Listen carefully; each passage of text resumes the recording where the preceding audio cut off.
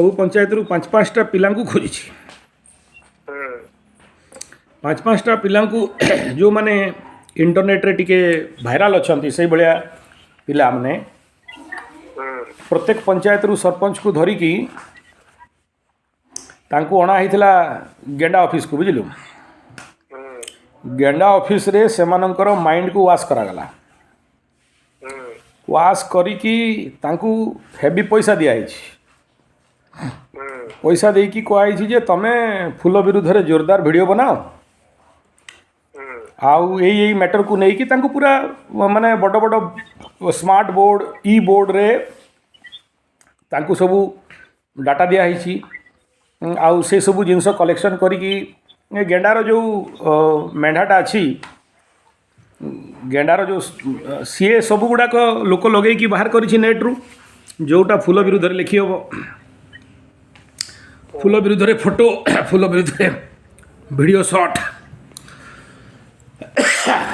ଆଉ ଓଡ଼ିଶାର ଯେଉଁ ପିଲାମାନେ ଟିକେ ଇଣ୍ଟରନେଟ୍ରେ ଅଛନ୍ତି ସେମାନଙ୍କୁ ଭୋଟ୍ ପୂର୍ବରୁ ହେଭି ପଇସା ଦେଇକି ସେମାନଙ୍କୁ କୁହାଯାଇଛି ତମେ ଯଦି କାମ କରିବ କର, ଆଉ ଏଇଟା ପଇସା ନିଅ ବୋଲି। ବୁଝିଗଲା? ତ ତା ଭିତରୁ ଗୋଟେ ଫୁଲ ପାଟିର ପିଲା ଥିଲା ବୋଧେ। ସେ ଫୁଲ ପିଲା କହିଲା ଦେଖ ଏମିତି ଏମିତି ପାଣ୍ଡୁ ଏଇଆ କରୁଛି, ଆଉ ଆମମାନଙ୍କୁ ନେଇକି ତାଙ୍କର ଗେଣ୍ଡା ଅଫିସ୍ରେ ବସିକି ବହୁତ ଜୋର ଭାଷଣ ଦେଲା, ଫଟୋ ଫଟୋ ଦେଖେଇଲା, ଭିଡ଼ିଓ ଫିଡ଼ିଓ ଦେଖେଇଲା, 4 ଘଣ୍ଟା କାଳ ଖୁଏଇଲା, ଯିବା ଆସିବା ପଇସା ଦେଲା, ତା ଉପରକୁ ଆମେ ଭିଡ଼ିଓ ଭାଇରାଲ୍ କରିବୁ ବୋଲି ପଇସା ଦେଲା, କହିକି ସେ ଭିଡ଼ିଓଟା ଭାଇରାଲ୍ ହେଉଛି। ତ ସେମାନେ ଠିକ୍ ଷ୍ଟ୍ରାଟାଜିରେ ଅଛନ୍ତି ଗେଣ୍ଡା। ବୁଝିପାରିଲୁ? ଲୋକ ଲଗେଇକି ଏଇ ଇଲେକ୍ସନ୍ ପର୍ଯ୍ୟନ୍ତ ସେମାନେ ପ୍ରତ୍ୟେକ ଗାଁର ପିଲାମାନଙ୍କୁ ଇଲେକ୍ସନାଲ୍ ଦେଖ, ଇଲେକ୍ସନ୍ ଗୋଟେ ଟାଇମ୍ ଥିଲା, ଆମେ ଯେତେବେଳେ ଛୋଟ ଥିଲୁ, ପୋଷ୍ଟର, ପାମ୍ପଲେଟ୍, ବ୍ୟାନର, ମଦ, ଦାରୁ, କୁକୁଡ଼ା ସବୁ ଦିଆ ହେଉଥିଲା। ଇଲେକ୍ସନାଲ୍ ଷ୍ଟ୍ରାଟାଜି ଥିଲା। ବର୍ତ୍ତମାନ ଇଲେକ୍ସନ୍ ଷ୍ଟ୍ରାଟାଜି କ'ଣ ଅଟେ ନା, ଏଇଭଳିଆ ପିଲାମାନଙ୍କୁ ଯେଉଁମାନେ ସୋସିଆଲ୍ ଇନଫ୍ଲୁଏନ୍ସର୍, ସେମାନେ ଏମିତି ୟୁଟ୍ୟୁବ୍ରୁ ଆଶା କରିକି ବସିଛନ୍ତି, ଷଣ୍ଢଟା ପାଚିଲେ ପଡ଼ିବ, ନାଲିଆ ନାଲିଆ ଦେଖାଯାଉଛି କହିକି ପଛେ ପଛେ ବୁଲୁଛନ୍ତି ୟୁଟ୍ୟୁବ୍ର, କିନ୍ତୁ ମିଳୁନି। କିମ୍ବା କିଏ ତାଙ୍କୁ ଭୋକୁଆ ବନେଇ ଦେଇଛି, ଅମୁକ କଲେ ପଇସା ମିଳିବ, ତମୁକ କଲେ, ସେମାନେ କରିକି ଗୋଟେ ପୋଜିସନ୍କୁ ପହଞ୍ଚିଲେଣି କିନ୍ତୁ ପଇସା ପାଉନାହାନ୍ତି। ତ ଇଲେକ୍ସନ୍ ଟାଇମ୍ରେ ତାଙ୍କୁ ପଇସା ଦିଆହେଉଛି ଯେ ଭାଇ ତମେ ଏଇ ପଇସା ନିଅ, ଆଉ ଏମିତି ଏମିତି ଭିଡ଼ିଓ ବନାଅ, ଏମିତି ଏମିତି ଫୁଲ ବିରୁଦ୍ଧରେ ଲେଖ, କିମ୍ବା ଅନ୍ୟ ହାତ ବିରୁଦ୍ଧରେ ଲେଖ, କିମ୍ବା ଭିଡ଼ିଓ ବନାଅ, କି ମେଟେରିଆଲ୍ ଲେଖ, ଆଉ ପଇସା ଆମଠୁ ନିଅ, ଆମ ପାଖରେ ତ ପଇସା ବହୁତ, ଗେଣ୍ଡାର ପାଣି ବହୁତ। ବୁଝିଲା?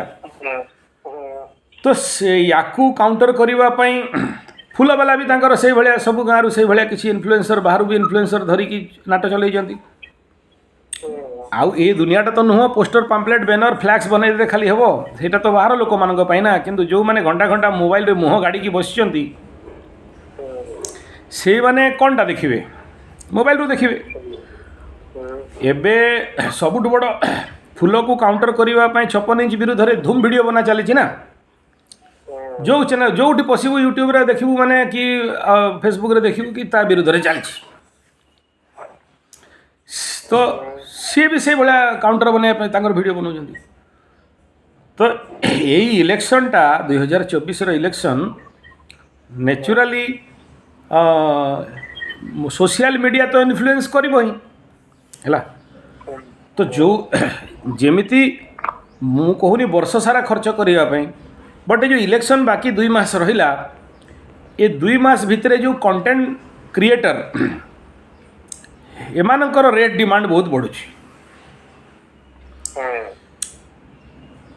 ଇନଡାଇରେକ୍ଟ ଡାଇରେକ୍ଟ ତ ଏବେ ଯାଏ ଆସିନି ମୋ ପାଖକୁ ସେମିତି କିଛି, କିନ୍ତୁ ଯେହେତୁ ମୁଁ ଗୋଟେ ସକ୍ସେସଫୁଲ୍ ୟୁଟ୍ୟୁବର୍ ଅଟେ ଓଡ଼ିଶା କ୍ଷେତ୍ରରେ, ଆଉ ନ୍ୟାସନାଲ୍ ଇଣ୍ଟରନ୍ୟାସନାଲ୍ କ୍ଷେତ୍ରରେ, ତ ମୋତେ ବି ଇନଡାଇରେକ୍ଟଲି ଗୋଟେ ଚାଲିଛି ସାଜିସ୍ ଆମ ଏରିଆରୁ ଯେ ଏଇ କଣ୍ଟେଣ୍ଟ ଉପରେ ବନା।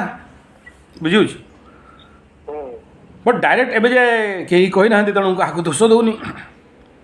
କିନ୍ତୁ ସେଇ ଯେଉଁ ଲୋକ ଅଛନ୍ତି, ତାଙ୍କର ଯେଉଁ ଟାଉଟର ଦଲାଲ ମାନେ ଅଛନ୍ତି, ସକାଳୁ ଚା ଦୋକାନଠୁ ଆରମ୍ଭ କରିକି ବାକି ଏରିଆରେ ସେମାନେ बहुत हायर लेवल रे वर्तमान यही भाया यूट्यूबर्स एंड सोशल इन्फ्लुएंसर मानू जार बेसी अच्छी जमी मोर फेसबुक रे पेज रे 24K हो यूट्यूब 33K युवाक से कहते भाई तुम्हें आम विषय direct indirect short and long बनाओ बुझे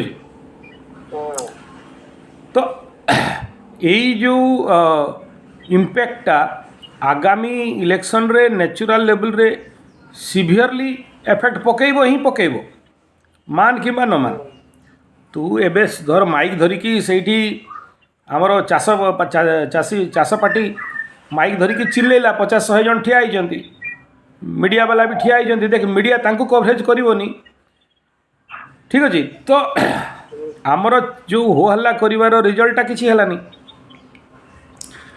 तो सेथिपाई सोशल मीडिया रे जदि जिनसटा को जंती एबे ये छोटो लेवल दे स्टार्ट करिछि सेही भलिया गोटे नुआ टीम बिल्डअप करिकी जोटा ऑलरेडी गेंडा फूल हाथ समस्ते करूछंती आउ जदि न करा जाए ताहले तार खामियाजा तार लॉस आगामी समय रे इलेक्शन टाइम रे जो माने स्वाधीन पार्टी रे ठिया हुअंतु कि नुआ पार्टी बने के ठिया हुअंतु तांको पई गोटे ह्यूज लॉस रो कारण हो